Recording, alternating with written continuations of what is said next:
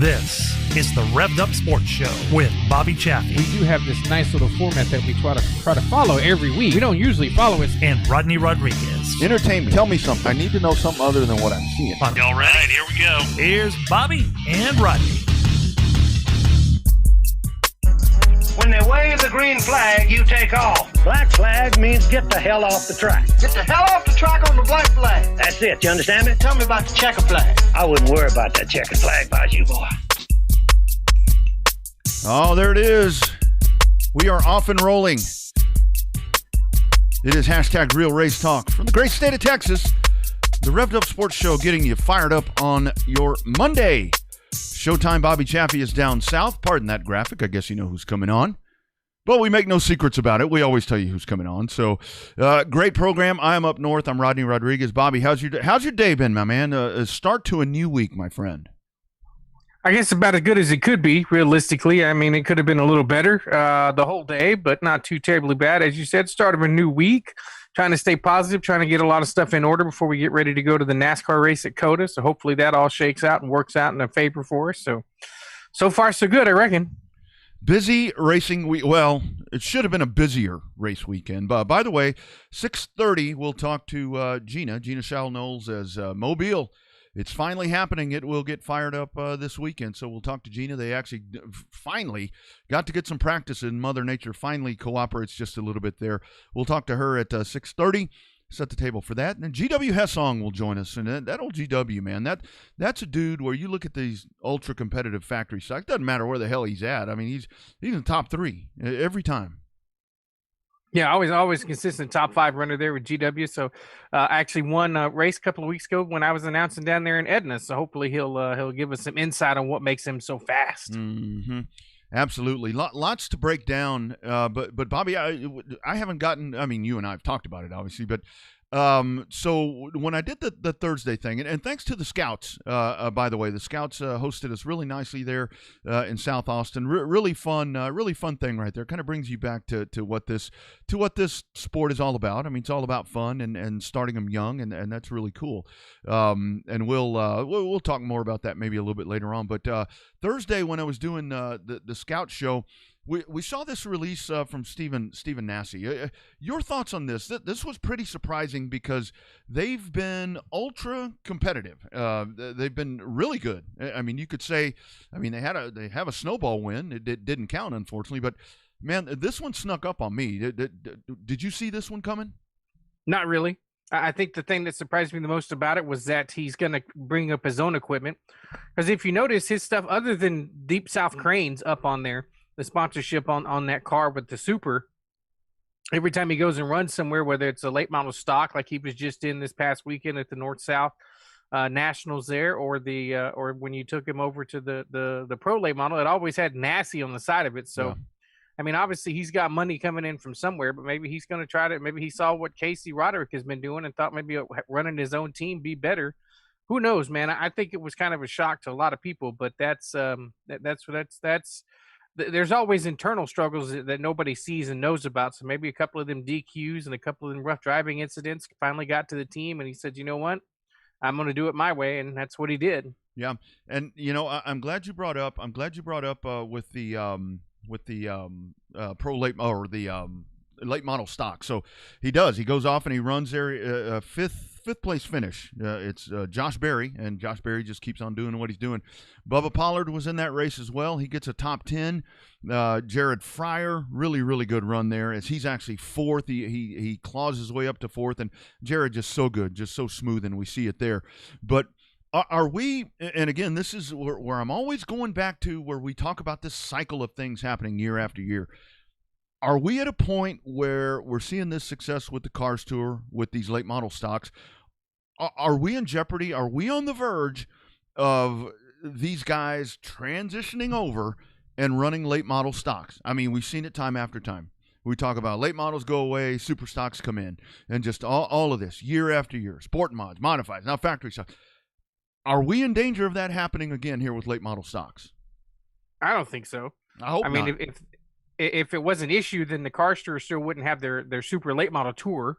Now, granted, the super late model tour doesn't bring in near the car count that the stock cars do, right. The late model stock cars do.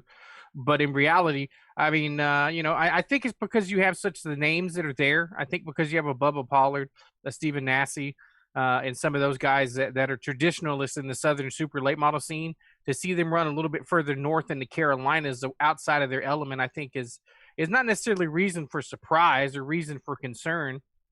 But I think it goes a long way towards, oh, crap, Bubba didn't run a super late model race somewhere, and then he ended up showing up in a late model stock car.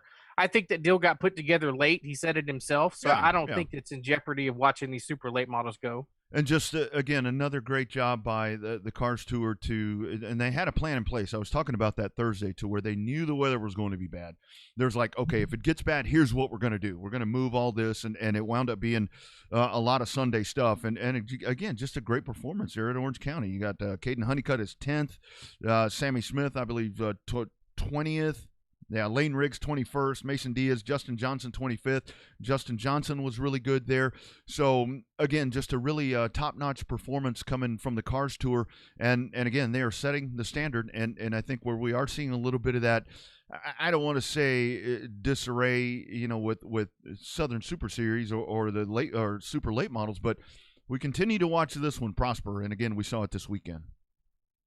I think that it's just because it's the right. If you look at where the Cars Tour normally races, in the heart of the Carolinas and Southern Virginia, that is the hotbed. That's the hot seat. That is where all the action, where all those cars are, late model stock cars. Yeah. Right. It's not like when they tried to run in San Antonio Speedway when they ran late model stock cars out of that late model rule book. Uh-huh. That there's not a lot of super late models up in that particular area. There's some out there. You got Setzer and some of them that run the Cars Tour and stuff like that. You got the Craig and them that run those. But you don't have the influx of the super late models like you do in Florida, Southern Georgia, Southern Alabama, up into the panhandle of Florida, even into the central section. You got a bunch of late models there at 417 and Showtime Speedway. So I think it just depends on where you're at. I think the reason the Cars Tour is good is it's not only is it a great series, it's a well-run series. Yeah. We know that. Yeah. But I think it's because of the fact that the Cars Tour is more successful there with the late model stocks, because that's what you got more of in that region. It's their niche. Yeah, I mean, what they've really done, they've taken that and they really do a great job, because they bring these guys in, and now these guys are looking for a place to race, and it's a really good outlet, and we see them talking about how great the competition is, and I really liked. Where Nassie and Bubba and these guys were talking about guys racing with guys like Jared and just the respect, and that's one of the things that is lacking a lot of times, but we really do seem to see that, and the Cars Tour continues to carry the banner. So again, we'll ring the bell for the Cars Tour because they did a really good job. We also got to ring the bell. The old Pasadena, the Pasadena Peach there, Johnny Walker. Did you see Johnny Walker wins the Modifieds Mayhem? I just figured the trophies would be a little bigger. Maybe we need to get them hooked up with Owen to get some good trophies for the modifieds and mayhem. Yeah, I saw that sitting on the back of old JW's car, and I'm like, I like took them off, and I'm like, oh, there it is. But good for him. Car count looked a little low there. But again, there's a lot of factors that happening all with all that. Ricky Moxley, the South Florida rattlesnake, as we talk about. He comes home third, so good to see a couple of those dudes up there in the top three. Yeah, good to see Johnny finally get a W on that tour. He's been one of the strongest supporters, at least from the Texas side of that tour. Mm-hmm. Always makes the long hauls to the southeast to race those modifieds with the modifieds and mayhem. So hopefully we'll see him in Houston over Memorial Day weekend, unless there's another corresponding modified and mayhem race. That's going to put him up there in the points. So hopefully he doesn't go to chase the points versus trying to run at home and running at Houston. Yeah. Past tour super late models over at Oxford. It's Dave Farrington, track champion, I believe, there at Oxford. He notches him a win, and again, just another big weekend there. And you've got the north and stuff happening south, and one of the things you talked about, Bobby, where we're seeing the guys, the South guys doing some of the North Carolina stuff. I mean, we see the guys from the left coast that are moving over. I mean, Derek Thorne and all of these dudes. So I think that life is good. I mean, I think that life is really good. While here in Texas, we're still trying to get our grasp. A pro late model race or something like that would be tremendous here. But everywhere else, I think is doing okay. Yeah, no, everything's doing all right. So why don't you go ahead and address the question on the Facebook feed from Patrick? It says, I'm out of the loop, but what's the difference between the super late model and the late model stock?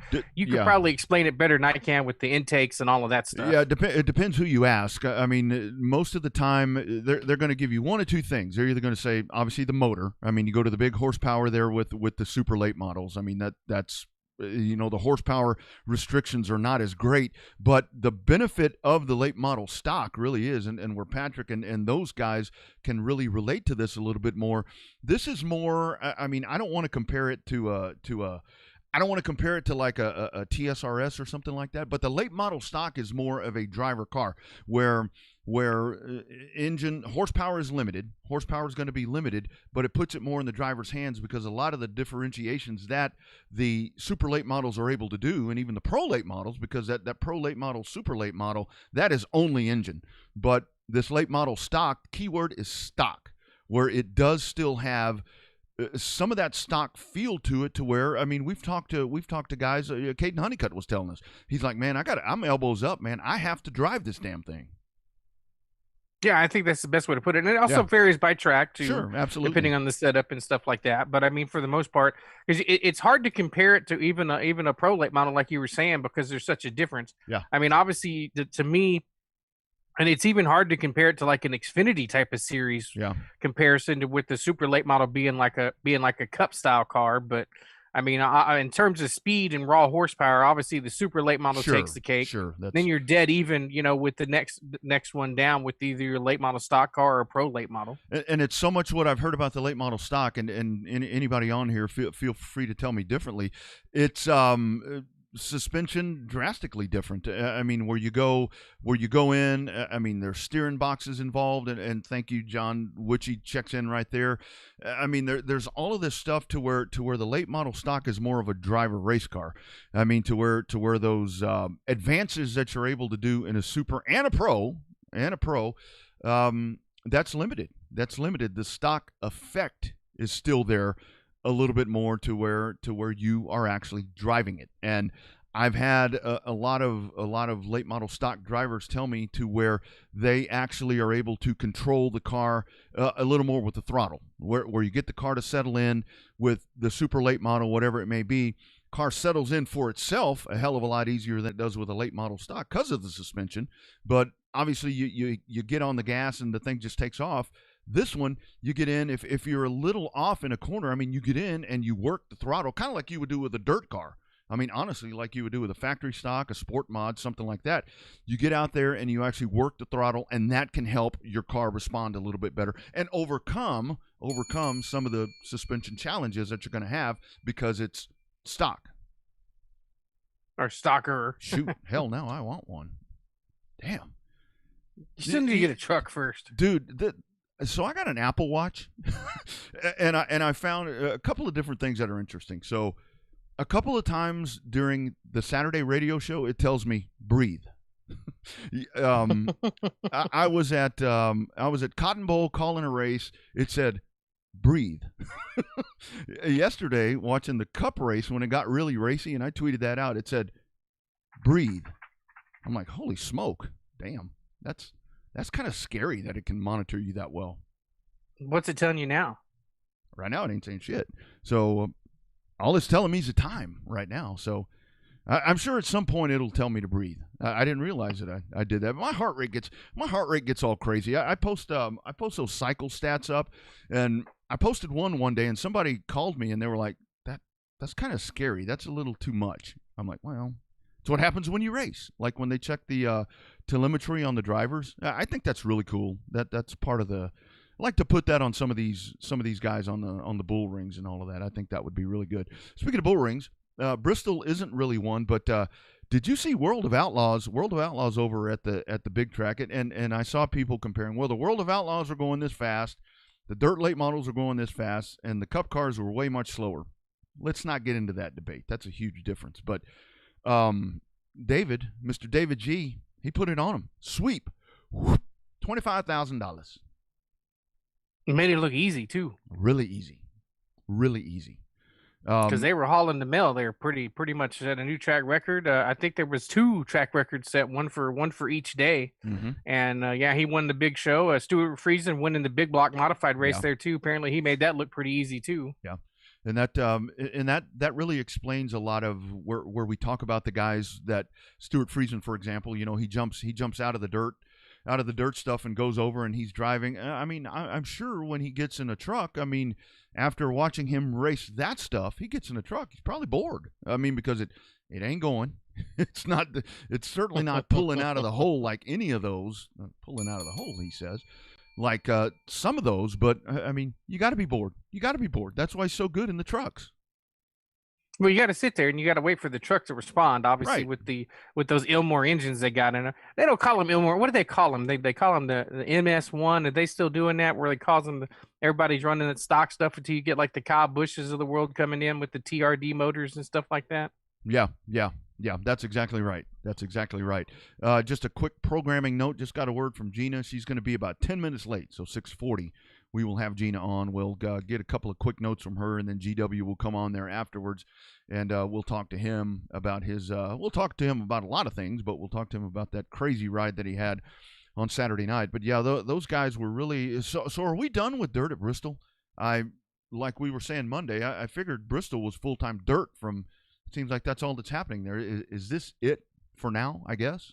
I think so. I think they finally got the Dirt Nationals out of the way, and then they've got the Cup race out of the way. You got a couple of World of Outlaw races and some super late model races, I think, and the modifieds. I think that's it.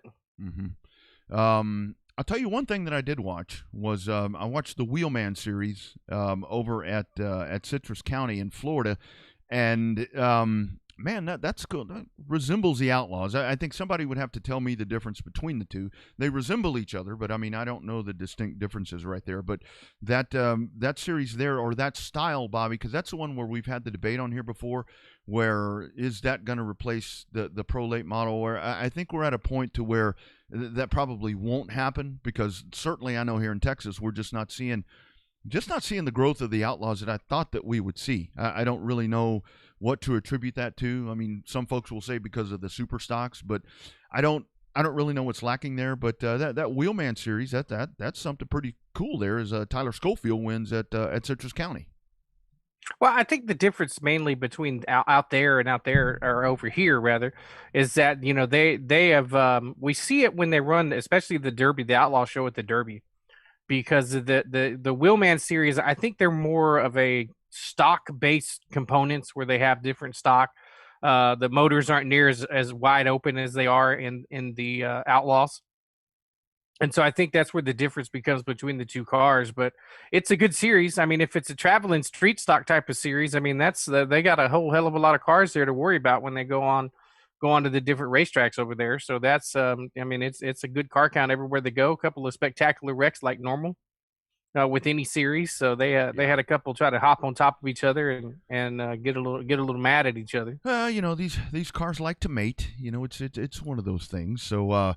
But a really good at Citrus County. I mean, I really liked the track. I mean, it had quarter mile, had the old X in the middle right there, and just from some of the stuff, first observation that I was watching that I took out of it after I saw the X in the middle, and the walls are painted really cool. The way you see all the scuff marks on the wall, just kind of has a Corpus Christi feel to it a little bit. Also had that Corpus Christi feel to it where the lighting was pretty dim. I mean, even on the stream, they really couldn't get it very bright, and that's where the challenges are there. But really cool little joint right there. But that's a fun series. That's a fun series, and I do wish in Texas that we could get. I know it's hard. We're only racing 6 times or whatever it is.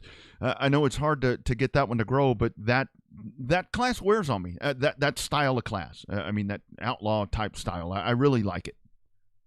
I think it's there. I mean, I think it's a unique look. That's I think the part about it that makes it so unique. I mean, obviously you got the outlaw late models up in the upper Midwest, which are basically super late models with with those outlaw style bodies on them. Outlaws down here, not quite as much. I mean, they started out as a super stock class. That's the class they were running, and then they changed the rules here to allow the outlaw style bodies on a super stock, and then the outlaws kind of themselves split off a little bit to be allowed more of the late model chassis, the older late model chassis. Right. So I think that's where surprisingly some of the differences come from between the super stocks and the outlaws. At some point, they either going to need to eliminate one or just combine them and have them go at it. Or differentiate. I mean, because that seriously is the problem. We've said it here so many times to where, I mean, a lot of them do resemble. I mean, there are some super stocks that are very, some of the super stocks still look at Houston still look like the Kyle ones. But I mean, you do have some of the supers that have that offset body on them, and they look like the outlaws. And I mean that's tough for people to follow. And I mean, unless you really know, and that's where the question comes up, like Patrick was asking, what's the difference? I mean, that's probably the most often asked question is what the difference, because they do resemble each other. But that's for another discussion. I think we need to give a lot of love, Bobby, to I-37. Now, I-37 this week took advantage of some really bad luck for some of the other tracks and did a good job jumping on there and embracing anybody that wanted to come race. They're like, look, forget about these fees, forget about all of this stuff. We just want to give the fans a good show. We want to pack the pits, and that's what we want to do. And I think they set a really nice precedent with what Joe and Johnny and Joe with what those guys pulled off. Yeah, I mean, I think it was a great weekend down there. Obviously, everybody was done on Friday. I mean, if you could think about who was racing on Friday, all the way up from the Metroplex, all the way down to South Texas, everybody got rained out on Friday. It's pretty bad when Race on Texas has to create a graphic that says everybody's done. Yeah. That's when it's bad. But on Saturday, they regrouped. Obviously, the weather held out. They got a pretty severe storm down there on Friday night.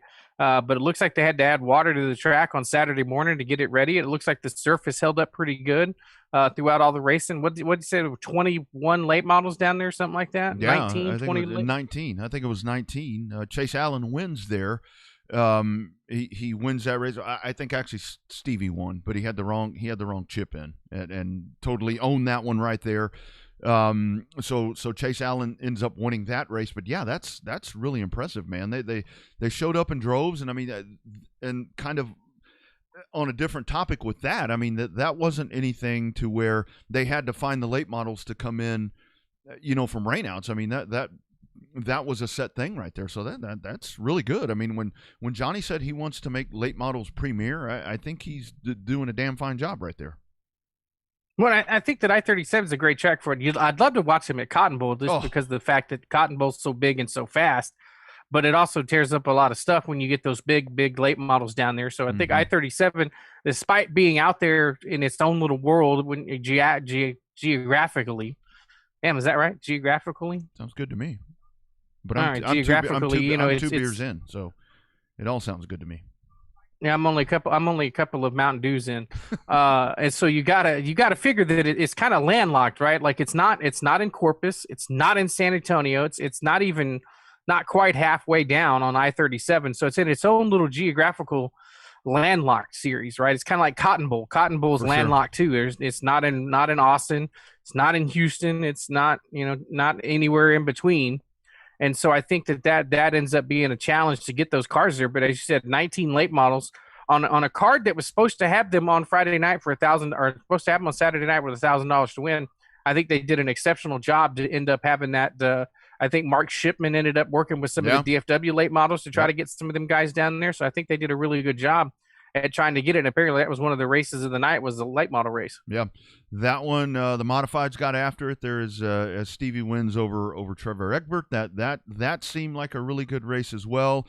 And that is the beauty of it, where you get all of this stuff to happen. I mean, when you get all of these rainouts and tracks start falling off of the grid, when you're able to throw a little bit of extra money in it, and you get guys that come from all over the place, that's a good problem to have. And we saw it the week before. We just kind of had wished that Cotton Bowl would have had a full card in place, as everybody else had canceled. But so, I mean, with that star-studded card there, and then J.J. Jennings, I mean, we saw him win on World of Outlaws night over at CBS. I think he wins for the third time this year. And I mean, the limited modified race is really good also.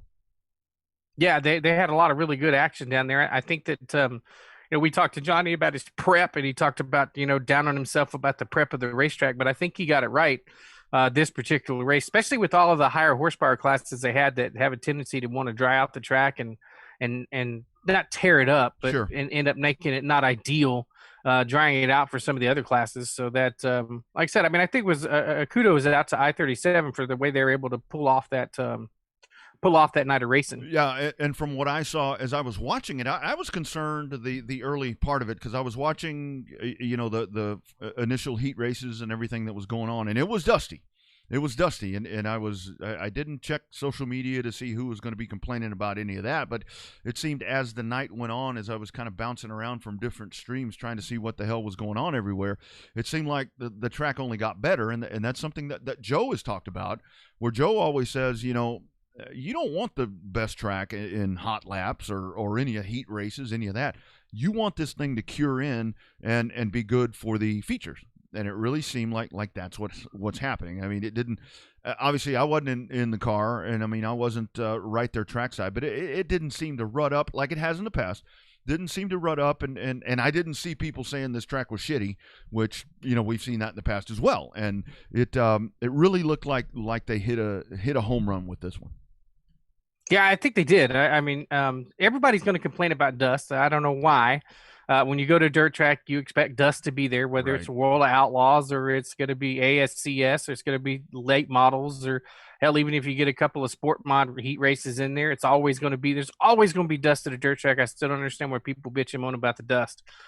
But that being said, I mean, it's one of those where the track did seem to get better over the course of the night. And I think that the lap times picked up and everybody really started bringing their A game, and the track widened out, and it just became a really good show, which is something that you gotta take advantage of when you get the opportunity. And I think I-37 did that. Hell, you go to the paved track and you get dust. I mean, that's part of the thing. And I mean, what this is actually the way that I've figured out, just my own little unscientific way to gauge dust and so forth, is I drive a dark gray car.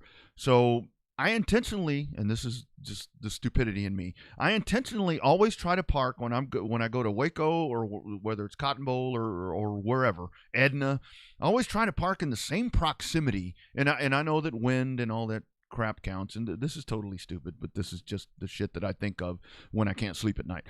I intentionally try to park the same distance away from the track as possible. Then the next day, evaluate my car on dust. I mean, I know that's stupid. I mean, if my car looks gold, it's pretty dusty. If my car looks, still somewhat gray, it's a good night.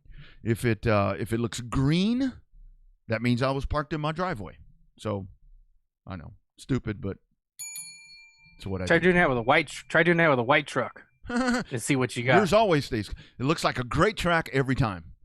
Great. Mm-hmm. No, I would imagine yours. I mean, if you're extra orange or bronze, that's not a good night. Yeah, no, it's not. When you come back and it's got the Looks like it's a low grade brown tan color. That's when you know it was a pretty dusty racetrack. But hopefully that's not going to be the case this time when you head down to Texana coming up this weekend. So that's hopefully it'll be not as much of a north wind as it was the last time. So I think that it should be a good night there in Edna. I still got to get the exact confirmation that yes, I'm going. But it looks like for the most part, I probably should be heading up to Edna. There, got to work on that opening ceremonies again. Got to make sure I get that. By the way, I'll get with you about that. I think I'm going to reload Jazzler. And end up taking those 2 sound bites and just leave them as their own sound bites on the computer. So that'd be the thing to do. I mean, hell, we're going to lose people when we start getting into those details. But yeah, it's a challenge. I mean, like I said, if you were in one place, it'd be like, boom, just go and you'd be fine. But speaking of the weekend, it is going to be here in Texas. It is going to be, you mentioned there, Edna.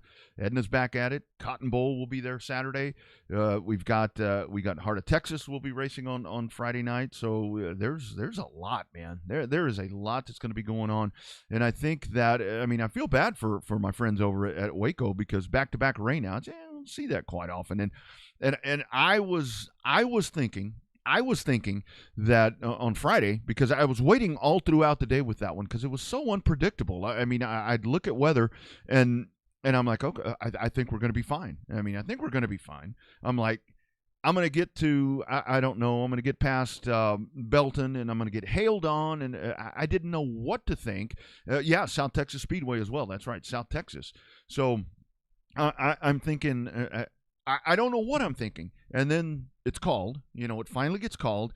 And then later on in the evening, I'm thinking to myself, damn, they shouldn't have called that.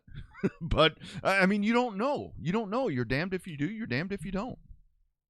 I think that's the way it always works, right? Absolutely. I mean, no matter what you do, you're always damned if you do, damned if you don't. I know that, Cotton Bowl probably would have preferred to race on Saturday, but they got a pretty good downpour there on Friday night. Yeah. I'm thinking they may have probably been second guessing themselves all day late Saturday afternoon.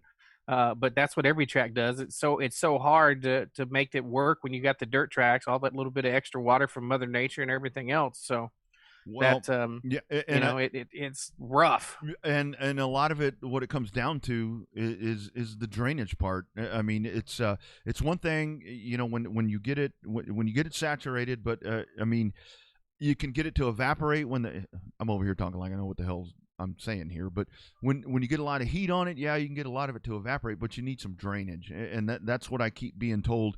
It's going to be that's the tricky part. That's the tricky part. So hell, I don't know. I would not want that job. I don't want to be a promoter ever anywhere doing any of them, but dirt. My goodness, man.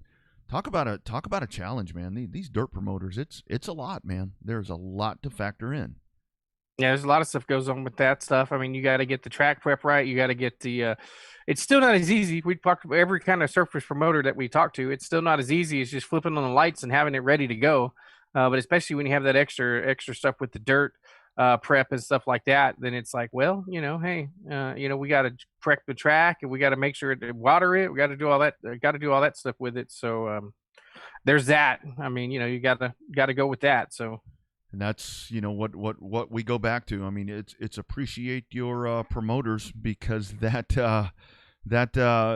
is one of those things where it's a tireless and thankless job at times, and checking in there. I mean, yes, we were just talking about that. I mean, with what Johnny and those guys did. I mean, because there were so many challenges there, and that's that slippery slope where, I mean, at some point you have to think that you can say, okay, we got to pull the trigger. We got to pull the plug. We just can't do it. But, at the same time, the challenge is but I think part of this is, I don't know why I rang that, but I think part of it, you get to know your surface a little bit better. And dirt is different in Edna. Dirt is different in Cotton Bowl. Dirt is different at Cotton Bowl. Dirt is different at Kennedale.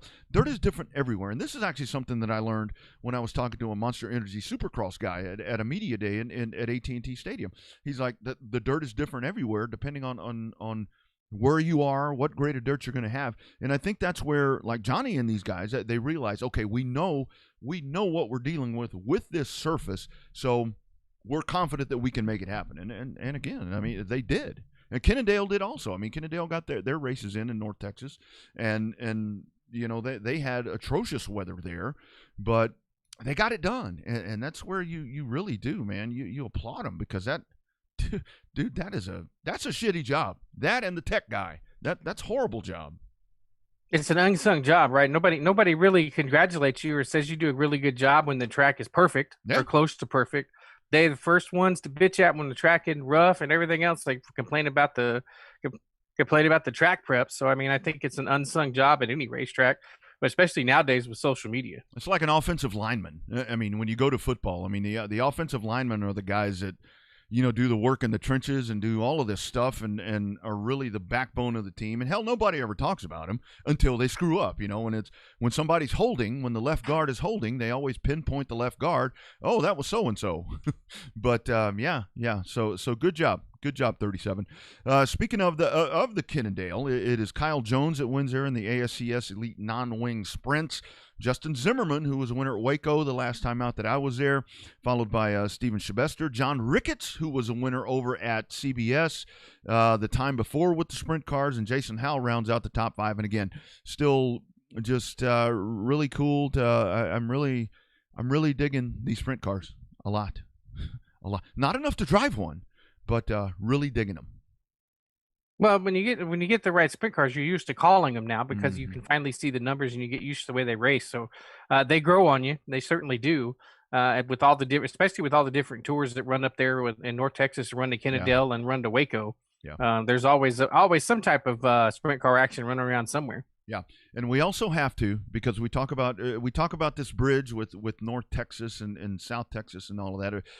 We got to talk about 105. 105 got their show in as well. Rob Slott in the street stocks. Pure stocks is Robert Jessup. Limited modifieds, Howard Willis. Howard freaking Willis. How many times? Isn't that great? Dude, man, when you get him and Kent Lewis and all of these guys that are still winning races, I mean, how can you not love this stuff? Yeah, Howard put a whooping on him too. Apparently, he showcased his old ability. So I mean, apparently he had one hell of a run. I just got to see. I saw a couple of different people that were doing Facebook Live and stuff that's talking about Howard Willis racing real good and winning. So it didn't come as a surprise that Howard Willis won, by no means, but it did kind of come as a surprise that we've talked to him on the show before, trying to find different ways to continue his racing. Although he didn't use the R word, the retired. He's just not running not near as much as he once did. No need to run full time. I mean, that's a thing. I mean, and it's so cool with him. He comes out and runs, and it doesn't matter what he's kind of like Lawrence. When they run. I mean, and this is where. And this is kind of where we see the difference between some of the racers of old and the newer racers, where these guys like Lawrence and Howard Willis and Paul White even, and it doesn't go quite as far back, but the resume speaks for itself with Paul White. I mean, these guys come out and they win, and they're just so freaking humble, and that's where you see the old part of racing that we miss, I think, at every level. To where, I mean, we saw the thing yesterday, people beating up Bubba Wallace who didn't want to talk on the grid walk and so forth, and I'm sure there was a reason for that. I mean, honestly, they're whatever, that's for Saturday. But it when these veterans get out there and they just win, and they're just like, yep, we need more of that. Need a lot more of that. Well, it's one thing to be humble, right? But it's you got to show a little bit of emotion when you win. You don't want to win too much that it doesn't have an effect on you when you do win. That's not something that you want to see or hear. But you want to have a little emotion with it. But when you have somebody that I think there's a difference between being humble and having class about it. I think is the difference. That's the two different things. You can still be happy about winning and still have a lot of class about the way that you win. Yeah, I think might be a better way to look at it, especially when you have guys that win a lot and have won for a long extended period of time, like a guy like Howard Willis. When he gets out, he just waves to the crowd and says, okay, we wrapped up another one and on to it, right? Yeah, absolutely. Gina is coming up here in just a couple of minutes, so she will be on. Had a little 10-minute delay there. So there's a lot happening, and that's, something else that we need to talk about is just with everything and just on cue. I tell you, she must be listening, even though we do have a little bit of a delay. But it is the place. It is going to be where everybody is talking about this week in the Short Track Nation, and it's so exciting. I've already gotten messages today, and I've had folks reaching out about this big show coming up. It's the Return to Mobile, and the Gulf Coast Racing Series is doing it. The lady that leads the operation, it is Gina Shile-Knowles. Gina, how you doing, doll? Hey, Rodney. I'm doing a little bit crazy, a little bit tired, but I'm doing. That's what I was wondering. That's the thing that I'm going to tell you here. We got to take care of you this week. I mean, it's I know there's a lot happening, but now that I'm 50, you got to take care of you. You feel it, huh? You woke up the day you turned 50 and said, "Holy cow!" Yeah, something like that. Well, I had a few beers the night before, so I think that's why I felt it. At least that's probably right. That's probably right. Sorry, Bobby, I jumped on you there, buddy. No, I mean I got nothing, Gina. So how's it been? Is weather cooperating with you? I know that you had an issue with it almost every time you head out there, but it looked like the videos were up and running and had a good practice, and everybody's getting excited about coming up this week. If we did, once the skies cleared and Mother Nature's bladder was empty, we got some racing in, and it was beautiful weather. And then that was on Saturday evening. We turned the lights on and ran till 9, and then opened back up the next day and ran a couple more hours. So Gina, it was great. Gina, how was it for you? I mean, once you finally got cars, trucks, or whatever on the track at speed, was it a moment where you were like, you exhaled and said, first step done?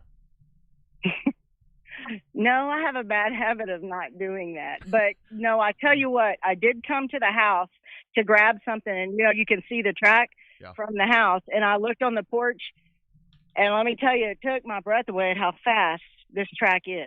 I mean, I've heard and I have been here, but looking at it and hearing it, it's like, wow.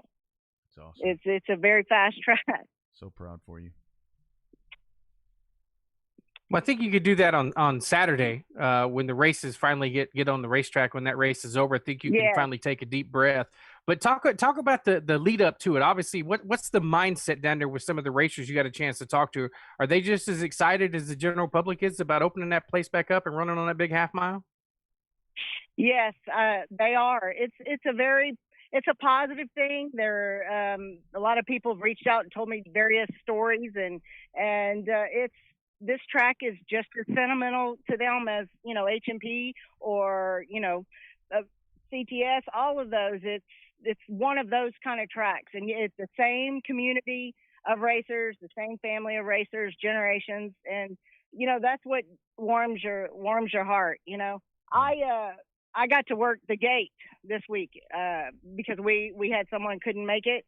So when you work the pit gate here, when people come in, you can't see the track. And a couple people said, "Don't you want to come watch?" And do you know that hearing it, but talking to the people and getting to meet a lot of them that I've Facebook with, man, that was probably the best spot I could have done. Oh. I'll see them on the track. That was very valuable, and I enjoyed that more than I probably would seeing everybody on the track. I'll see that Saturday. Yeah. No, that's a great point right there. So, have you had folks that have come that aren't that aren't race fans that just want to? Because I know the buzz is there. I mean, I've talked to so many people there. Have you had outsiders that have come in that just want to know exactly what the hell is going on? Oh, definitely. I've had calls. Guy said, I've lived here for 5 years and I've never been out. When are y'all going to be open? I have the track phone forwarded to my cell phone, and during the week you'll get about 8 to 10 calls a day asking when you're open. Come Thursday night till even on Sunday, I'll get about 20 to 24 to 25 calls a day asking when we're racing. It's massive. I don't know if H&P gets that. I don't have their phone forwarded to my phone, so I don't know if that's a good or a bad thing. But I do know that means the community is paying attention and that they want the track to open. So, I'm excited to be able to, polish her up and get her racing again. That's awesome.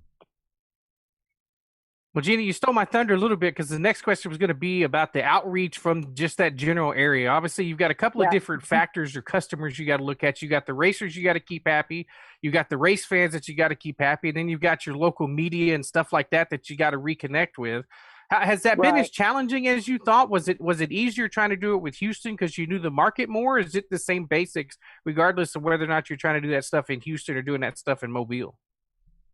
It is different because I don't know, the connections or the area, but in general, I just apply the same rules, when trying to build those connections. When you've been around racing and you know a few people like we all do, you can call and ask. And let me tell you, I call a lot of people and ask a lot of questions. That has been more valuable in anything that I've been doing because we all, that input is huge. And it always leads to someone else. There's a lot of people that are willing to give you advice, lend an ear or something. And that is, man, I value that tremendously. Yeah, that's big. I can only imagine, Gina, you and Bo, I mean, the emotions, just everything. The end of last week, I had this really weird feeling in my gut, and I couldn't figure out what it was. I mean, I felt like my blood was racing. I felt weird. I woke up this morning because it's race week. I mean, it's race week there. Yeah. And I felt better. And I can only imagine. So how are you and Bo? I mean, I know that he shoulders as much of this as you do. How are you guys? How are you guys dealing with this? Well, we're dealing with it by bringing family down here on the weekends. I'm here all week. Bo and a work crew come on the weekends, and everyone works. We have the 4T4 guys doing our tire program. Chad Deere is here all week helping us get things ready. Bo goes back and goes to work. It's like he said, 4 of them, him and Mason and Todd and Michael, our video guy, left yesterday afternoon about 5 o'clock. So you can imagine they all get home around midnight, maybe 12:30 or something like that, and then got to get up and go to work. Bo goes to work at 5 a.m. So I know that came quick. Yeah, it happens really fast. I bet it does. But you know what? Everyone is on board. You're working. You see your results in racing. That is tremendous. It's very humbling, and it puts a lot of pressure on you, but it drives you to try to make each time a little bit better. For sure. Yep. So, Gina, let's talk about the tires real quick, and we can tie in H&P a little bit to it. It seems that the initial backlash that we thought we were going to see didn't happen, even at H&P. And has it been the same way over at Mobile? Has the drivers and stuff kind of opened up to the newer fact of trying to run these American racers? Yes, I think they're accepting it. It's overcoming the challenge of the wheels and overcoming different things that this would present when you go to one track and there's one tire and going to the other. I think it is my feeling in what we saw in the testing and also in the race that works itself out once you can kind of, introduce the tire into your racing program and use it for the most value, for the value of the tire. I think it kind of works it out budget wise. I mean, I believe if you put the pencil to the paper on your racing program, it would be the best option. Yeah. Well, I mean, I'm confident in saying that. And I think part of what helped is that we did. I mean, there were good reviews coming out of the Houston race, and you had folks that maybe were even faster than they were on the Hoosiers before. So I think that probably helps because we sell this to ourselves better than anyone else can. Yep. Yeah. Very, very true. That's super good. So let's talk about Saturday. So I know that there will be a live stream. Let's talk about, because I have had the question, and I know it's still a work in progress because there's work happening. Your elbow grease is happening as we speak. Grandstand situation, live fans on site there at Mobile. What will or will not be able to happen that day? We will not have the grandstands open for spectators. We're unable to. I'm sure the local people here who have been here know why and what the track, the struggles that we have. We are updating them and hope to have them open by the second race, but not right now at this race. We focus on the live stream and presenting that, and we're gonna have some fun things plugged in. Nice. So how does that change the whole mindset, Gina, on that not able to have fans? I mean, it's got to be tough for you as somebody that loves racing and promotes racing. It's got to just break your heart every time somebody says, "When can we get back in the grandstands?" Man, it really does, and especially in this area, and knowing we get all those calls. But here's the deal: there's a way to open it. We're running a summer series. We're running 4 races because we knew what we were up against and some updates that this track needs. Mm-hmm. And if we raced more, it puts more stress on the team, more stress on the budget, and ultimately you end up not doing what you need to do because you're racing. And that is the worst thing that this track needs to happen. It has to have some TLC put back into it and taking away less to get it going. Yeah. And that is really the only option. Yeah. And why we're doing it this way. We just kind of have to be smart. Trust me, I've gone through every emotion. We can't do this. We're going to do it. We're going to figure out how to make it work. And then you really have to step back and say, realistically, what's smart in the long run and the big picture of what we're trying to accomplish with this racetrack and HMP. Yeah. I mean, I think it really comes down to, to get the track operating with, nothing's happened for, 2.5, 3 years there. The main focus has had to be getting the surface, getting to where it's safe to be able to race. And, and unfortunately, the fan experience has to be in second place when it comes to that race. Yes. And we want to open the grandstands when the stands are safe and more compliant and ready to roll. And she looks good. Sure. And again, the live stream that we're putting out, that's really, you can see, you're going to get extra stuff there that you wouldn't even see from the grandstand. So we'll still have a spectator. We're going to call it a spectator pit pass. Mm-hmm. There's an area in the pit that is a separate pit pass from a competition pit pass that we can allow people. It's just not the grandstand, but we're going to make sure we get some in for sure. So I do have a question, and again, this is just me random thoughts, and you don't have to answer it. You can say we'll figure it out during the week or something.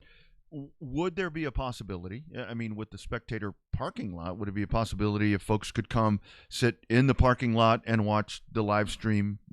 Can't go in, but watch a live stream and maybe be able to hear the ambient sound. Oh man, Rodney. That's what I do, Gina. Rodney, come on now. Tailgate party, my friend. I friend. didn't even think of that. Holy moly, we're gonna have to call Mike Meekum. Get him on the phone. I'm a tailgate. That's a really good idea, Rodney. I'm a tailgater. I sit around, drink beer, eat barbecue, drink more beer. That's what I do for a living. I think that would. I'm like speechless, dude. Wouldn't that be cool? I think it would be. Even if whether it be. I know to get a larger, screen thing. Bobby has one of those things, the projection thing. Projector, yeah. Yeah, but even if hell, watch on your phone. But the thing is, you'll hear it, you'll smell it, and the beer will be cheap. You'll bring it yourself. You know what? I'm gonna have to look at that. I'm gonna call up Bo tonight, and he's gonna say, "What in the world?" Oh, great! I'll get the next call. Why in the? Right. Hey, that's how Mobile started. When I called him and said, "Hey, I've been thinking about something," and he always goes, "Oh no, how much is it gonna cost?" I remember that one. I remember that because look at where we are. So anything's possible. Anyway, so we can explore that later. So Bobby, sorry that one hit me there as I took a drink of beer. Honestly. But see, now you're on an edge, right? Like if you it'd be great if it was free, but you got to have security over there so that people don't get rowdy if they drink too much beer. At the same time, you could charge a parking fee to do it, and that would help pay for the grandstand. So there's a lot that has to go into the decision to think about that. It's not a bad idea, but But let's talk about Saturday itself. Let's talk about the racing and the racers. Who's going to be on the racetrack, and what do you have any ideas? Number of laps, and number of classes, and all that stuff worked out yet? Yep. We're looking at just like Houston, except for, the Ecos and all those guys. Trucks, modifies and outlaws, sportsmen, and pure stock. And that's what we're running. We're talking to other classes to plug in throughout the year or working, but we're open. Legacies want to come run. We're looking at that model. That's what these 4 races are. We're feeling our way, which classes are going to be strong. Of course, we're focusing on the trucks and that truck tour, and growing, the next touring class and getting our feet underneath us, car count wise and, class wise. Yeah, absolutely. I mean, as far as laps, Bobby, we're thinking, anywhere from 35 to 40. That's about. Okay. In general, most racers tell me 35. Yeah, that's about right. That kind of seems to be a big half mile. That's about right. Yeah. So, initial thoughts from competitors that have actually been out on the track. I remember when San Antonio fired back to life. Of course, it had been closed a lot longer. How's the surface? How's the reviews and so forth on just the track itself? Well, Mr. Greg Davidson was the first one to break the dust on it. And nice. he loved it. He really did. He got a little dusty and dirty because the surface was a little dusty, but he was so excited. I don't think he cared. And I think his hair is white anyway. Yeah. So that wasn't dust. I couldn't tell how dusty. But I will say that it was dusty for the practice the night before. We're gonna be blowing it a lot. Yeah. Well, I mean that's part of the thing. It's been in hibernation, but now it's now it's awake. And we're kind of shuffling dirt around it too. That doesn't help, but we're gonna try to blow her off as much as we can. Right on. All right. So last thought: the racers that are on the fence, Gina, about coming in to race with you at Mobile. What's the last little bit of locker room talk you could get them if they wanted to get their cars ready to come race for you? What's that speech like? Don't be scared. Ooh. Don't be scared. Yeah. I can tell you this. It's a fast track, but she's wide, got multiple grooves, and I think it's going to be great. I love the fact that there's a couple of 3/8 mile racers that are going to get to run on a half mile, and it's the direction we're going and trying to grow. That my objective is to get people to travel, to get racers to travel at both tracks. Yep. But I know that not all can afford it or not all will. But if they can afford one race and go experience it, that's worth it to me. That's what racing is. You should get to go try something else, and race somewhere else. Yeah. And try a different track. Yeah, absolutely. Lastly, and kind of the blaring question there that we forgot to ask. So with the stream, with the live stream, whether they're going to watch it there or however they're going to watch it, where's that going to be, so forth and so on, logistics of all of that. That's going to be on the Gulf Coast Racing Series Facebook page. Okay. You find it by NASCAR Gulf Coast. Nice. Pull it up, and we're going to do just like we did at HMP. Oh, nice. So, yeah. Is it going to be pay-per-view, or is it going to be? I don't want to say the other No, word. We're going to do live, okay. And we're working with Facebook to launch a beta program. And I think because we won't have any grandstands, we are going to charge a fee, very small, cheaper than a general admission ticket. But that will help us, be able to cover what we'll lose there and pay the racers.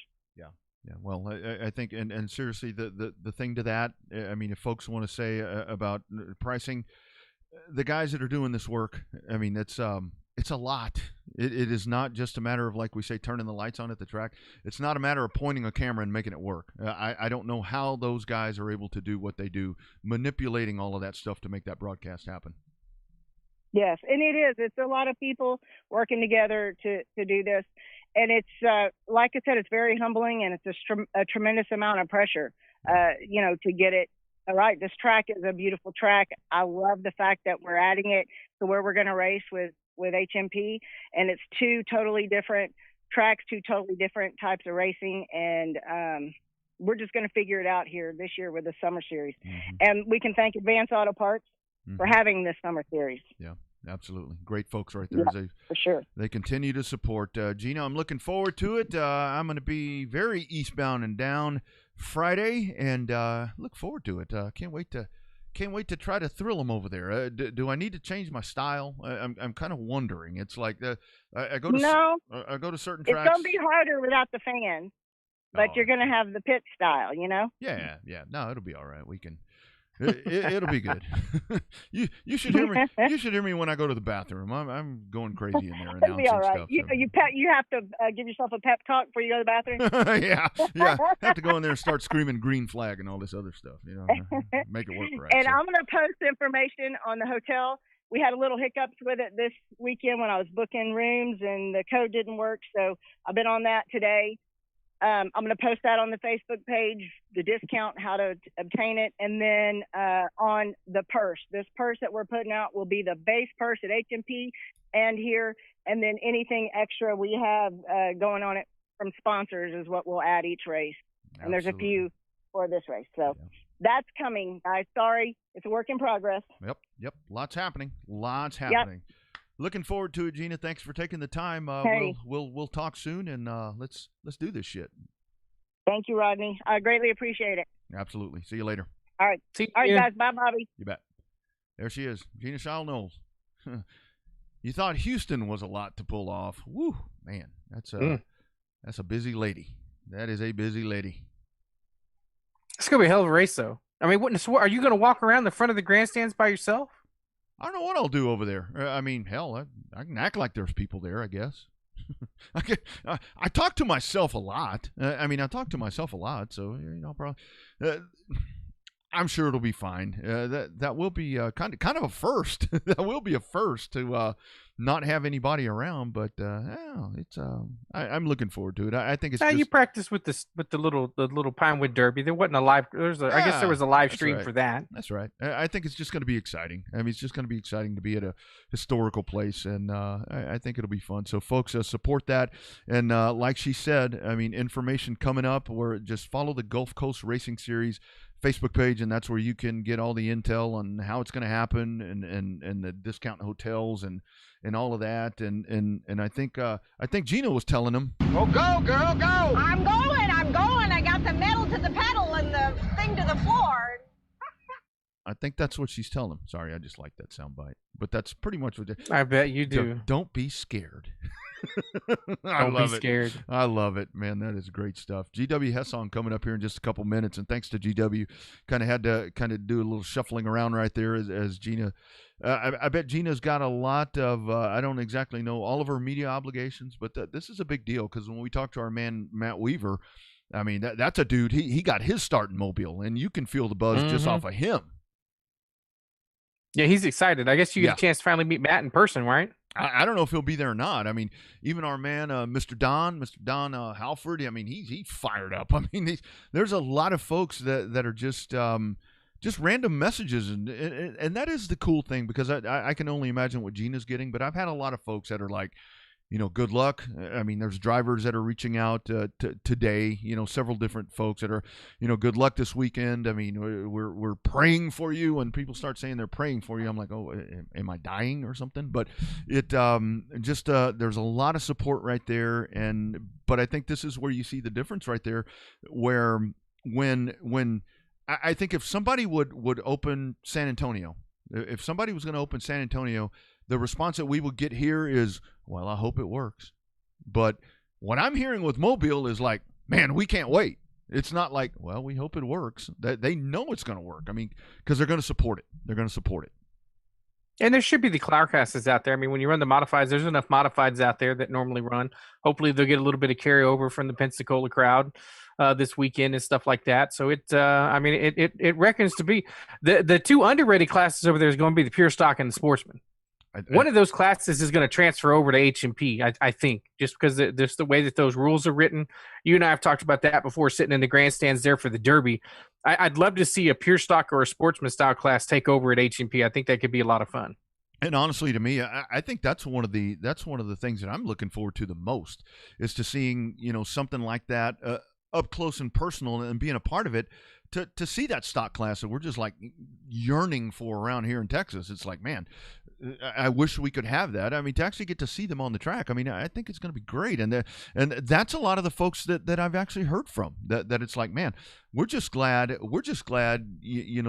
the track's going to be open. We just we don't care what the damn tire is. I mean, that's the one thing that I've heard quite a bit. And then the question comes up there for Ray about the modifieds. And that's kind of the one that I really wonder. I mean, because I was disappointed in the car count at Modifieds of Mayhem, but again, I knew there with that race that there was logistics and weather and all this other stuff that was going on. I thought that I would see more than what I saw, so I don't know what we'll see in Mobile. I mean, I think with the Modifieds, it's not so much a deal with the tires because those guys buy tires. The wheel thing that adds a little bit more to that whole scenario. But that actually is the class that has me most interested because I think that in all the other classes, I don't think it's going to be a challenge. I mean, I really don't see a challenge in any of the others. Well, I mean, I think it's modified. I'd be happy with a dozen. I think with some of the racers out there because you only get a few Texas carryovers, but I'd be happy with a dozen out there. It'll be fun to see the trucks. 10 to 12 per class, I think, for the first time opening up. I think that'd be a really good car count for everybody. I totally agree. So we'll have more information about that. Follow us throughout the week, and we'll get you stuff posted as that's going to go on. But we're going back to the hotline on a star-studded night. Talked to Gina there about asphalt. Now we're going back over to dirt. And when I'm starting to figure out here when I go to these different racetracks and these factory stocks that I just love. Hell, I want one. One that I always see, always had a hell of a run on Saturday. It's a guy on the hotline now, GW Hessong. How you doing, man? Good. How about yourself? Man, can't complain, man. Can't complain. Thanks for taking the time. Everything good on your end? Yeah, everything's good. All right. Typical day, of course. Just another day in paradise, as we say. Live in the. People tell me I'm living the dream. I'm like, is this really the dream? but I totally get it. Sorry, Bobby, I stepped on you again, dude. It's all right. So, GW, tell us about you in terms of getting your car ready for race weekend. Are you one of those guys that works on it every day meticulously, or do you wait and try to get everything done on Friday night or Saturday morning when you get ready to go to the racetrack?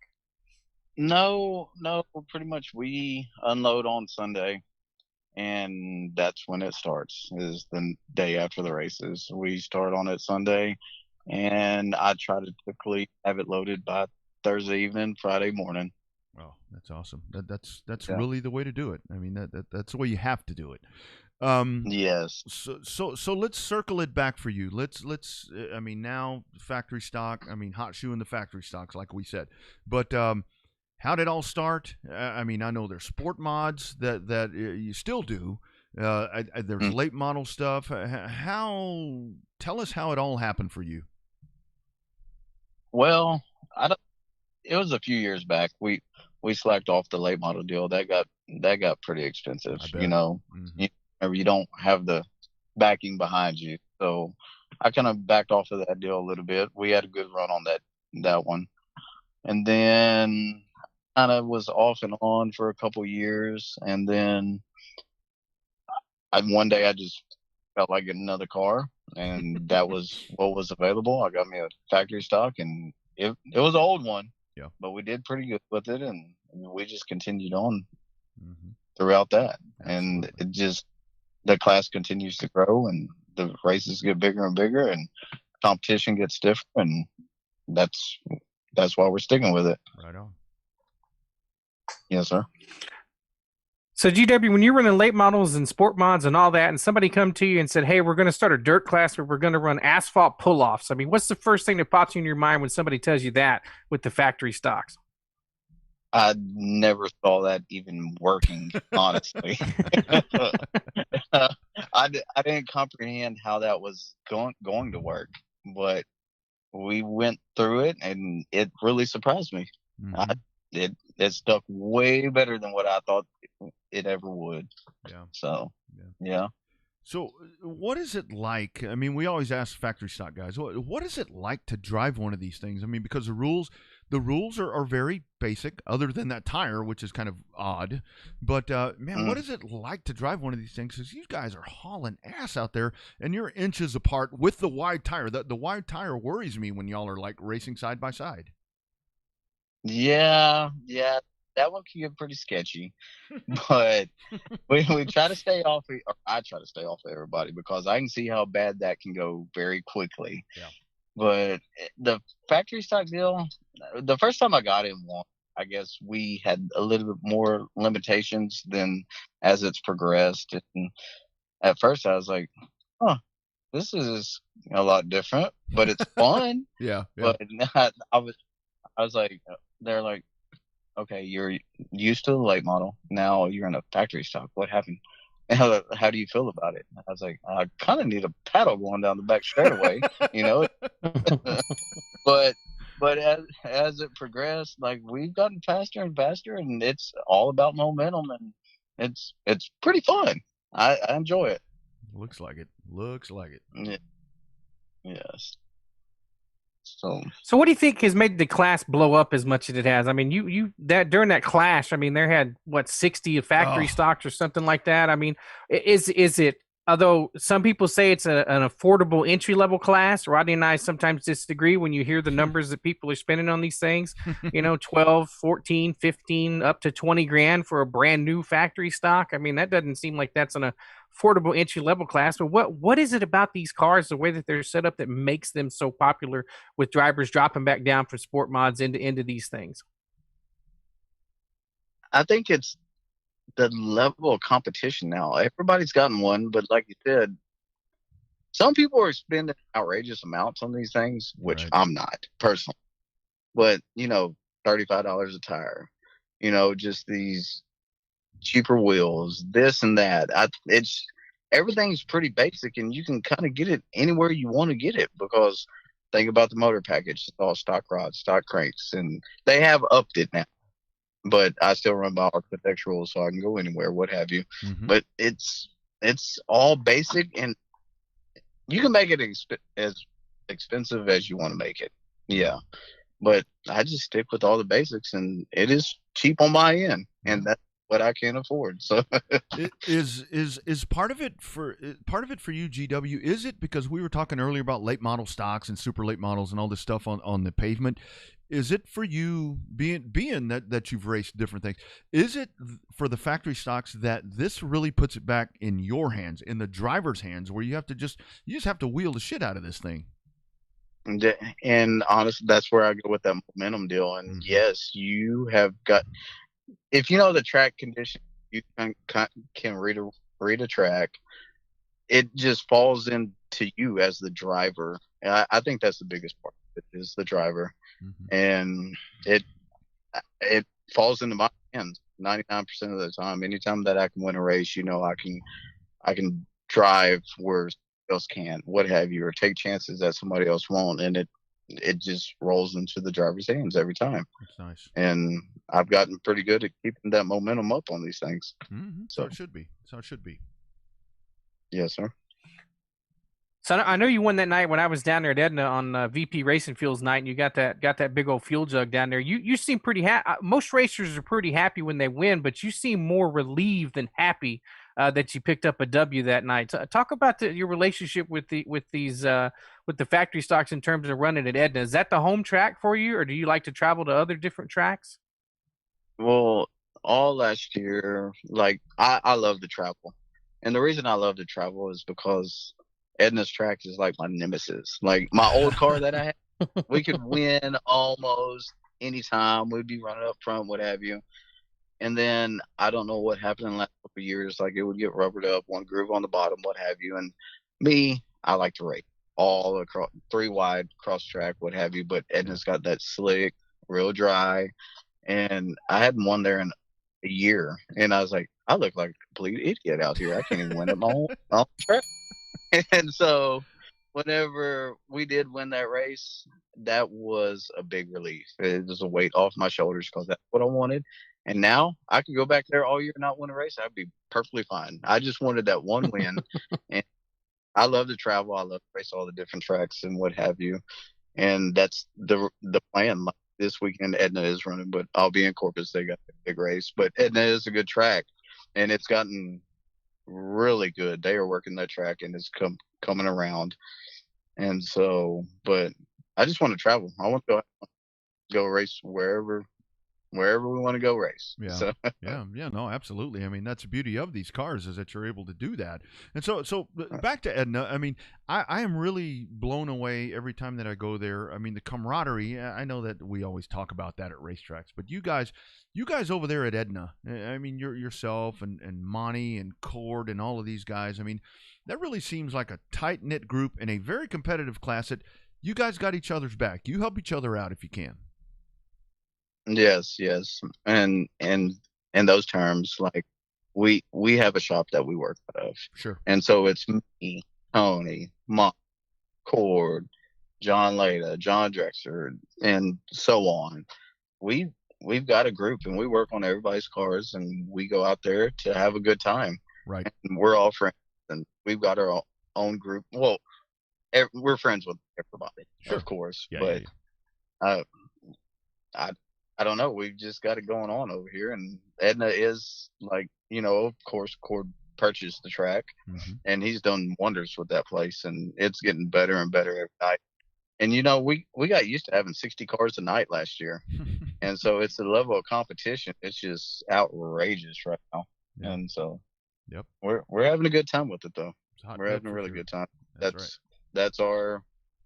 my plan is to race every track that we can, every weekend, do what we can, go to all the big shows and what have you, and not just be stuck to one track also. Yeah, that's great. Yes. So GW, talk about the momentum part for you as you race on the racetrack. How do you have to change your driving style racing from track to track? I mean, it seems like the momentum that you build up and need at Edna is not the same momentum that you're going to need when you're running Cotton Bowl. How much do you have to change your driving style for each different racetrack that you go to? Honestly, it's a lot different every track right there, because Edna, you can't just bell it off in there and expect to do what you can at a Pleasanton or a Corpus or what have you. Edna just doesn't have the traction, so it's you got to just sometimes follow the leader, and on the bottom is where you usually win. But it's me as a driver, it's hard for me to just stop and park it on the bottom and drive around. That's where I seem to lose it at Edna, because I just want to bell it off and turn and run the top and have time to take there, and I look like an idiot. But you got your Pleasanton. It's always got its little top groove going on up there, and so people like to ride around the bottom, and they're fast. And I got my way of driving. And I like to drive wide open. Yeah, so, absolutely. Yeah, and it's all every track has its little differences, but me, I just like to drive wide open. So it's Edna's my nemesis. I gotta learn to calm down. I'm gathering that. Yeah.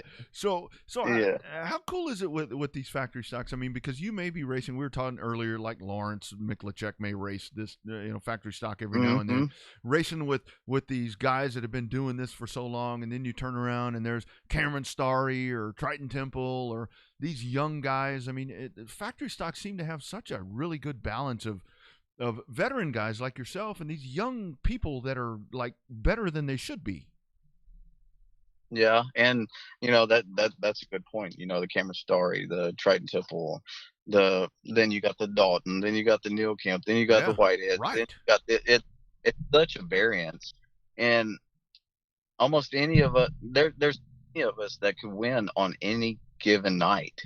So you never know what to expect. You got to keep working to keep ahead of the game. You're trying to keep ahead of it, and just everybody's so talented. It keeps you on your toes, and that's where it's interesting, Yeah. So that's where I have a good time with it, because you never know what to expect at any given night. That's right. Right. Yes, because the younger generation, they are coming alive, and it's like, ooh, they keep you on your toes. They keep learning. Yeah. Yeah. Yeah. And it's just a good group of guys too. Everybody gets along. Every night we pull up, we have a good night. There ain't a whole lot of conflict at any time, and it's fun. It's a really fun class. And you know, the thing is, GW, you say guys, but I mean there's some ladies too, and that's why that's the beautiful part about this. I mean, there's so much balance out here. It's so much of a big variation, and yes, that's exactly it. It's you never know. That's right. So GW, the one thing, being in a couple of race teams where you've had multiple guys racing the same class, I mean, how hard is it to balance? I mean, I've seen you guys beat and bang with you and Cord and Tony and John. I've seen you guys, race the hell out of each other. Is it hard to remember that car's maybe a car you got to help work on the next couple of days if you beat and bang too much to it? I mean, how does that work? Like when you have that many guys out of one shop and you guys are just racing the hell out of each other? On my end, yes, I sit there and think about it. I'm like, ooh, I better not do this. Ooh, I better not do that. We all got to drive right to the same pits right next to each other, and I do have a lot of give and take with them. I do, but sometimes you just got to do what you got to do and hope for the best, and sometimes it works and sometimes it doesn't, but at the end of the day, we're going to get over it. Yeah. So yeah. No, that's yeah, it is a rough situation. And with the factory stock deal, again, almost all of us are friends. Right. So you get out there and half the field is your friend, and you're trying to go for the win, and you don't want to really push them out the way. You don't want to knock them out the way, but you're like, but I want to win. So what do I do here? Yeah. There's a fine balance that is hard to find. Yeah. You know, GW, we always ask guys, the factory stock guys, and we've talked to, I mean, you're just adding to the list of just badass ones that we've talked to on here. What do we, or what y'all, or we, I mean, the factory stocks, as competitive as they've gotten, what do we do to make sure that it stays like it is now? Because we see all these classes that get out of control, and the next thing we know, it's where guys are doing something else because either one, they can't or don't want to afford it anymore. What do we do to keep this the best class that it is right now?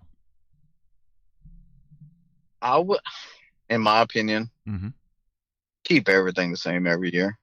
If we're going to have one rule, let's go with this one set of rules. Don't keep opening it up, because that's where, once you get it out of hand, okay, let's allow this, let's allow that, then you just pretty much, you're going to turn it into before it's over with, and you can see where that went to down south anyway. Yeah. And so if we can all be on the same page, pretty much almost every track has the same set of rules. Either they run by USRA or Arclatech, and I keep my bar Arclatech so I can run both.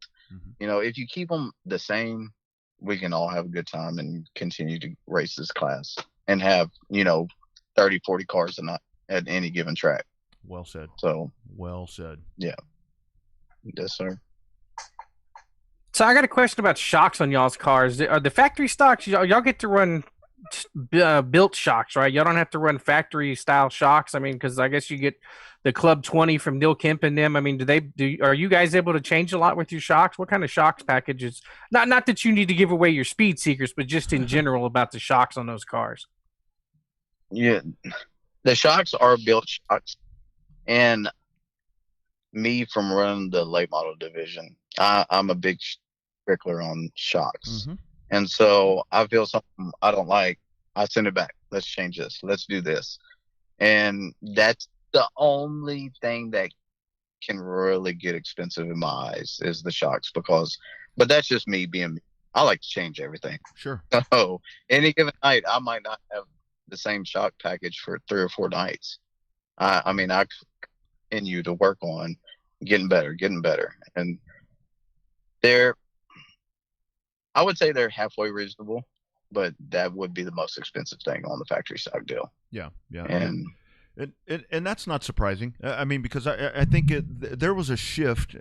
I can probably go back 10 years ago to the shift where people finally started realizing you don't have to motor this thing up. I mean, get your suspension right, and I mean, continue to work on that. And I mean, that's where you get fast. And I'm never a motor guy. I don't like motors. I don't like working on them. I don't like pulling them out. I don't like touching them. Yeah. So my thing is that's exactly what I work on is geometry, shocks, spring, every week. That's all I work on, as long as we don't have a problem with something else. Yeah. But that is my big deal right there. And that is where you put cars. It's suspension. It's not a whole lot of motor. That's not the big ticket on these things. And I can imagine for you guys, because like on pavement, yeah, the asphalt is always there. But for you guys, what worked today, you come back next week, it's different. I mean, because the surface changes all the time. Yes, and that's what I try to follow throughout the night. I try to watch the track. Do we need to tighten up? Do we need to make a right rear shock change? Do we need to make a left rear shock change? How much more traction do we need? That's the hardest deal, and if you can keep up with that, that's when you're going to win races. Hell yeah. So the geometry portion, that gets hard to say. I'm drinking Mountain Dew and not even drinking a beer. The geometry portion of the race cars, is that something that you got to go to school for? Is that something that you just learn messing with the late models? I mean, it seems like that's a missing art today of people that are trying to scale their own cars and trying to dig that deep into shock packages and stuff like that. I think that's like 15 years of experience right there. Yeah. And that's where I watch tire wear, watch this, feel how the car's moving through the corner. And that's the biggest thing on these. And you've got to learn it, but I naturally know it from all the years of racing. Right. So I'd be hard pressed to teach somebody that and make them understand that. Yeah. So I think GW, the thing my dad told me when we were doing stock cars on pavement, like a street stock or a super stock, whatever, the one thing that he always told me is you have to remember these cars are not built to do this shit. They are not built to rotate. They are not built to do this. So you have to study this stuff. Yes. And it's kind of trial and error.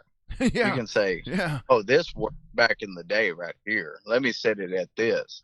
And then you jump in this thing. It's like, oh, this thing's horrible. Yeah. And then so you start talking amongst a few other people and they're, well, we changed our stuff to this because it seems to work better. Well, let's start working this direction. And once you find the right direction, you can get pretty close and pretty much leave it there. It is the hard deal. Yeah. Right there. Or if worst comes to worst, go ask somebody and they'll tell you exactly what they did. You do it and it doesn't work. That's the other thing there's a few people I probably wouldn't ask.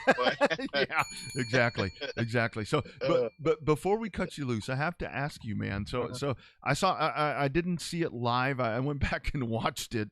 And from 37, yeah, I mean, you're driving hood up and dude, it looked like somebody went with a just like a saw blade, just ripping your car all to pieces the other day. What the hell was going on out there, man? Well, what happened was, yeah, exactly. I knew the track had some rubber on it, and I was like, so whoever finds this first, that's gonna be the one that kind of moves right there. And so I sailed it off in turn 1 and 2 on the first lap and got underneath a car a little bit. We kind of touched tires and I started to lose the car. Well, of course, the car was coming underneath me and they turned me straight. Well, whenever they did that, they ended up going to the infield and flipping. And then they hit me. They were coming back across the track. I never even saw it coming. I never even knew what hit me. I had no clue. But that ended up doing all that, and that was just a hard racing deal on the first corner. And so the hood wasn't up then, but we restarted that race, and I guess it knocked front end loose on that hood. And so we started going again, and we raced with the hood up for 3 laps, and that was pretty rough. And I know I couldn't sell it off in there like I needed to, but I was just hoping somebody was not in front of me that slowed down. I can tell you that. But we got that hood off, and we got to racing, and we had a pretty good race. Yeah, and absolutely. And I didn't press the issue because we ran second with that deal, and I was like, if we finish tonight, that's all I need, because we've had enough for up stuff.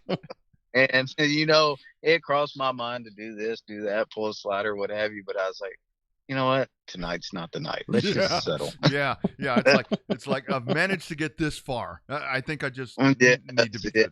I didn't think I was going to get that far with. I mean, whenever we stopped, I was like, why is there a breeze blowing on my leg? Well, then I look, I can see the track out my driver's side door over here. I'm like, oh, this is not good. My goodness. Oh man, dude. That was you want to talk about white knuckle and ballsy racing, dude? That right there, and literally, I mean, your balls were exposed. I mean, so yes, great job. Yeah, man. Because I know I could not see that wall on the front straightaway, and I was like, oh, I don't know where I'm at, but I'm pretty sure I'm pretty close, so let's just stay right here. Yeah. Hopefully we don't touch this thing. Yeah, so. Point it and go. So you talk about Edna, kind of the challenges there with the home track. Is there one of that you prefer? I mean, is there one of the tracks that you prefer, over the rest of them? Pleasanton is my go-to track. Really? I love Pleasanton's track. Yeah. It's more my driving style because I can get up on the wheel and just gas it up, drive to the top. You can kind of drive wherever you want over there. Yeah. And that's been one of my tracks right there in Pleasanton. And all the years I hadn't won there up until the last couple of years. And I would, every time I'd be leading a race there, I'd break something. So I just quit for a couple of years, and now I finally came back, and it's my go-to track. Yeah. I love it. It's fast. It's fun. Yeah. And so, yeah. Yes, sir. So is the car put back together? I mean, are you ready for Edna now? The only thing I've got left is a couple of body panels, which all I need to do is finish riveting it down and pull the rear end because I changed my gear. Because I'm not going to. I'm actually going to go to Corpus. Oh, you're going to South Texas? That's right. You said. Yes. Said that. Corpus is a pretty fun track, and that's why I'm not racing. Yeah. I don't want to be limited, and so say we got Corpus this weekend, then they got that big 5,000 win Texarkana the next weekend. Mm-hmm. You just don't want to be limited, and so we're going to have fun this year. Yeah, and that's what it's about. And that's the beauty of this class is that you're able to do that, man. We can go anywhere, wherever the hell you want. Yeah. Man, it is fun to watch you, man. When I see that 747 come out, I'm like, all right, it's fun to call. Bobby can say the same thing. When 747 comes out, it's like, this is going to be fun to call. We're going to try to put on a show. Nice. Absolutely. You do it. Right. Look for the hornet's nest, and that's where you know he's going to be. That's right. That's right. Do a damn fine job. GW, yes, sir. Thanks for the time, my brother. Let's stay in touch. Look forward to seeing you in Victory Lane real soon, my friend. Yes, sir. I appreciate it. Thank you all very much. You bet, man. Take care. All right. Thank you. There he is, GW Hessong. I like that dude. I knew I liked him before we talked to him here, but man, I like how he said he just likes to go. And it shows. Yeah, he's always hammered down, as somebody said on there. Hood up, hammer down. Yeah, would be the way to look at that. But that he did, man. When he won that race at Edna that night that I was there, you talk about a relief. Now I understand why he was so relieved when he won that race. So he definitely, it's been his arch nemesis, as he said before. So I'm just hoping the car count doesn't suffer at both tracks, being that South Texas and Edna are both running. Mm-hmm. I know with Edna raining out, obviously Owen wants to try to get in as many races as he can, but it's not that he's trying to run on top of them. That's the schedule that I've seen out for the longest time, is that everybody, including Cotton Bowl and Cotton Bowl, Texana, and South Texas, are all set to race on this particular race weekend. So it's a shame it got rained out a couple of weeks ago, but hopefully everything shakes out this time. And it's a tough decision. I mean, because that over there, I mean, truly, that is one where we talk about tracks being spread out everywhere. I mean, that's one where you got Edna and Corpus. I mean, that one's somewhat, if you want to talk close in proximity, for pulling cars from one another. I mean, that's I guess the closest one. I guess that's closer than South Texas and 37. I guess I'm not sure the distance, but it's about 2 hours. Okay, it's about 2 hours from Corpus, 2 hours from here, 2 hours from Austin, 2 hours from Houston, 2 hours from San Antonio. So that's what we joke about. Edna's about 2 hours from everywhere. Well, and that I really like what he was talking about right there, because I was actually messaging with Monty yesterday just on some other stuff, and I really like that. That's one of the things that really drew me in right away with Edna. I mean, you know how I am, Bobby. When I go to a place and you've got this tight knit group of guys and they're just hanging out and they're sitting there racing and they get kind of tied up together, and I go down and I see them drinking beer and I'm talking to them afterwards. It's it really does have that good feel, and I know that every track, I mean, every racetrack you go to, it doesn't matter what, north, south, east, or west, you're gonna have that tightness between them. But those factory Edna guys, I mean, like he was talking about, I mean, they get out there and they get after it, and but they help each other out, and that's what I loved about the dwarf cars back when I became a part of that, and that's really what I kind of feel like with that group out there of those factory guys. Yeah, no, they race hard, but they play hard too, and they work hard at the race cars to get them back together. So that's it's a delicate balance. I mean, luckily, I didn't have a chance to race against that many people that worked on my car. Everybody worked in different classes, but I think it's a cool deal, man. Definitely looks like those guys are having a hell of a lot of fun. Yeah, and they'll be back at it. And hey, we're just getting fired up. I mean, we're not even the summertime yet, and these. It's fun to watch the factories. I mean, it's really fun to watch the factories, and it's guys like that. And great question by you. I mean, with the shocks, because that's really is, and he didn't shy away from that. I mean, I thought, when you ask, don't give away secrets or whatever. I mean, that's really where you can make the strides. And I mean, he admitted it right there, and that's where he really focuses in, and you have to. I mean, you really have to. But great program there with GW Hessong, and of course with Gina again, Mobile. Roaring back to life coming up on May the 1st. It'll be the big grand opening debut there.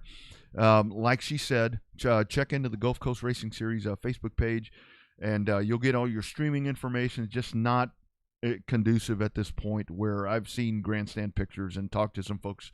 Was that down over there? That I mean, you can't put people over yonder. And the nice thing is, those people understand it. And it's just not the time to do it right now. You get the track going, and I think it's going to be a great show to see the place going once again.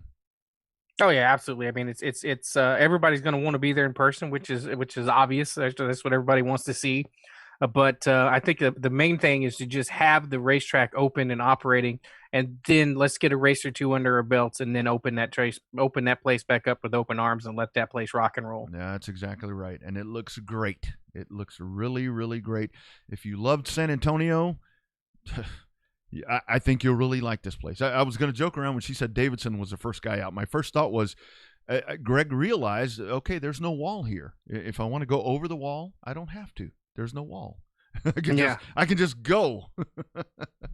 And how about that? How about Greg getting back out there? I mean, that's a very complicated setup that he's having to work with right there. But it just goes to show you that Greg Davidson is more of a dude than you, me, and probably everybody on this stream combined. That he's able to continue overcoming the stuff that he does.